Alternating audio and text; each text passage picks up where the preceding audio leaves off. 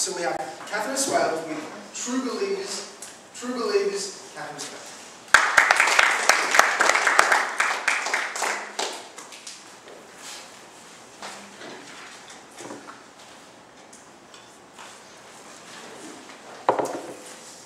2 months ago, I was in a place that I did not belong. I was in company with people for whom I had no affinity, and I was an alien in the landscape. As the Toastmaster, I was a voyeur, and this is a true story. I attended a meeting of 600 people that was a public meeting, and I, like probably everyone in this room, had watched in the newspaper as a prestigious girls' school entered into the dirty laundry area of news, in the sense of a principal had been sacked by a board and there was a calamity going on. I read that there was a public forum, and I thought, you don't even have to buy tickets to this drama. It's there in front of you. I am a member of a board.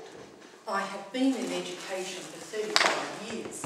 And here it was, free, an extraordinary drama.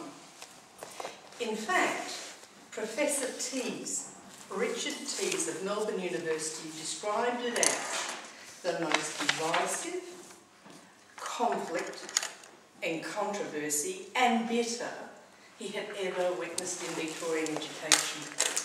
I had a ticket to get there, it was free, and I went.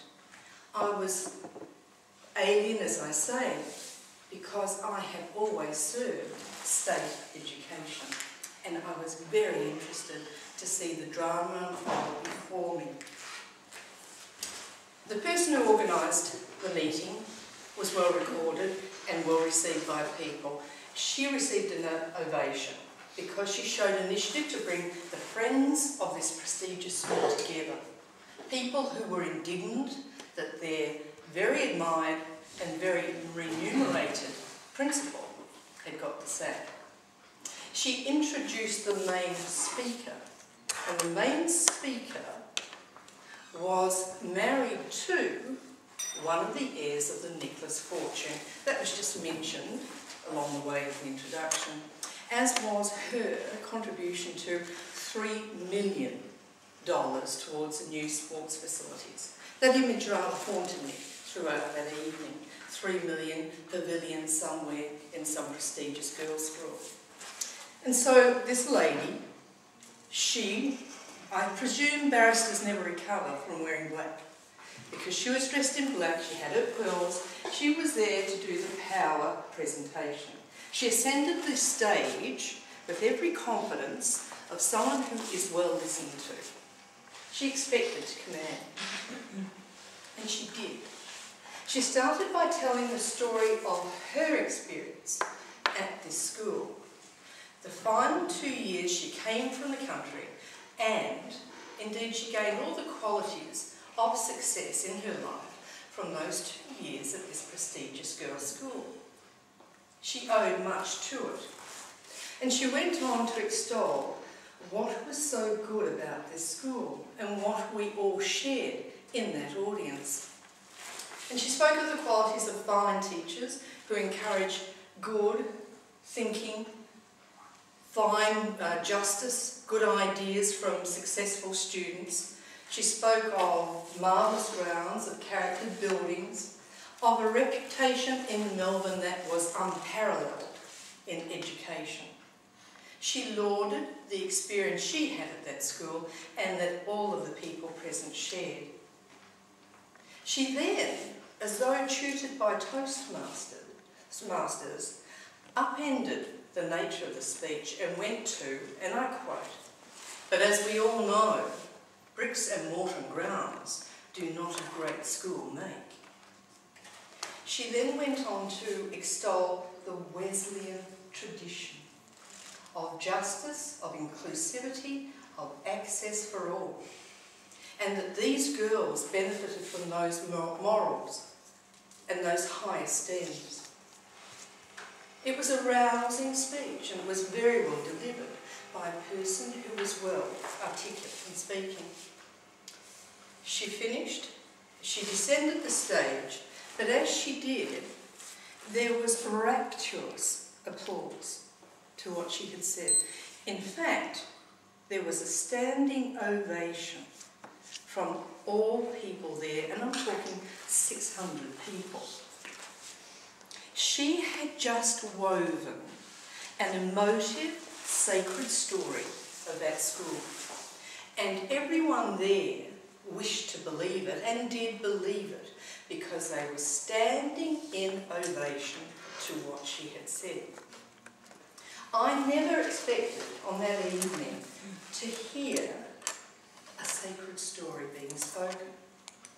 I was much taken, and my head was actually on a swivel, because after that many parents came up and each spoke from their perspective, and largely they were appalled that the reputation of exclusivity had been brought into the public domain, and that reputation was now sodden.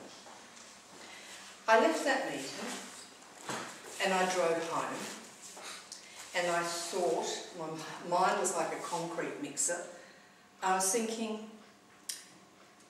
for a sacred story, you have to be a true believer.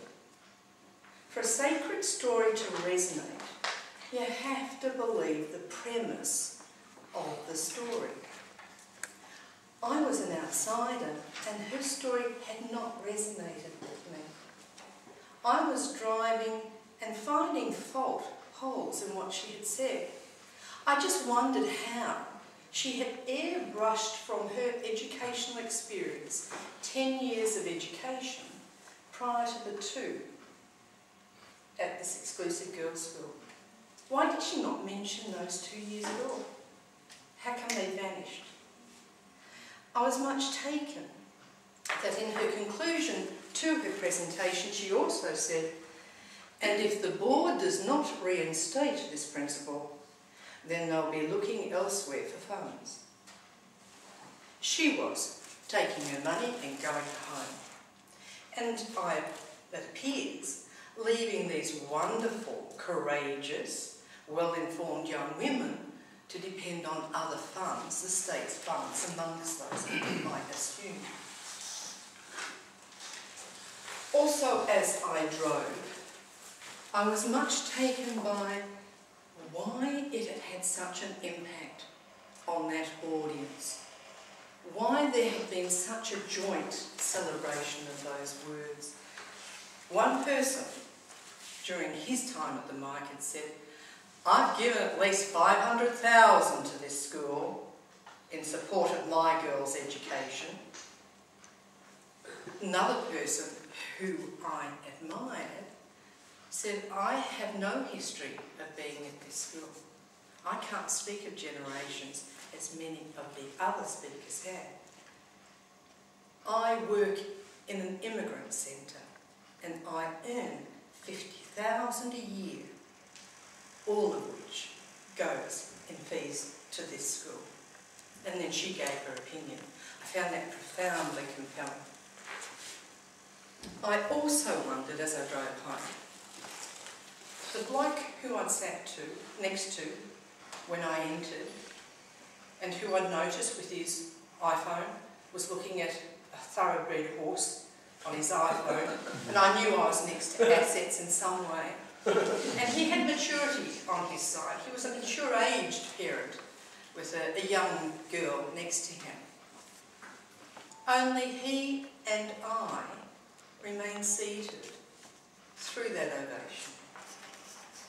And I was left wondering, I would have loved to have turned to him and said, what perhaps are you finding not of compelling interest or laudatory here?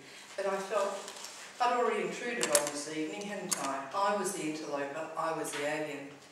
I had witnessed a sacred story being told, but it was one I could never share. Mr. Toastmaster.